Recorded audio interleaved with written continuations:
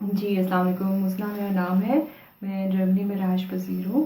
اور جوائف اردو کی جانب سے آج کل سیلف آئسولیشن کی وجہ سے جو کیمپین شروع ہوئی ہے گھر میں بیٹھی کتابیں پڑھیے، تو سوچا کہ فارسی سیکھنے کا شوق پیدا ہوا، اور اس کی وجہ ایک اہم وجہ جو تھی وہ اردو مزید دلکش کرنے کی ایک کوشش تھی۔ اور روزمرہ کی بول چال کے دوران ہم بہت ساری ایسی غلطیاں کر جاتے ہیں جو کہ بعد میں اس کی املا اور اس کے مفہوم پر بھی اس پر کافی اثر پڑتا ہے، تو لہٰذا ایک محاورہ گزرا نظر سے۔ یہ بھی میں بتا دوں کہ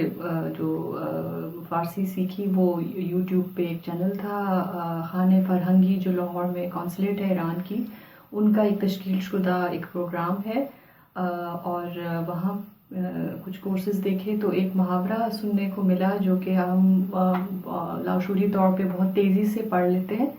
لیکن اس کا مفہوم بالکل بدل جاتا ہے۔ وہ کچھ اس طرح ہے کہ لکھے موسیٰ پڑھے خدا، تو اگر اس کو آپ تیزی سے پڑھیں تو یہ لگے گا جیسے کہ حضرت موسیٰ کہا ہے اور خدا بولا ہے، حالانکہ اگر آہستہ سے پڑھیں تو جو موسیٰ ہے یہ اصل میں منہ ہے، تو یہ منہ جو ہے فارسی کا لفظ ہے جس کے معنی ہے بال کے، اور یہ خدا نہیں ہے بلکہ خود آ ہے۔ تو بہت ہی دلچسپ بات پتہ چلی، اس کو اگر آپ آرام سے پڑھیں تو پھر یہ ایسے سنائی دے گا کہ لکھے موسیٰ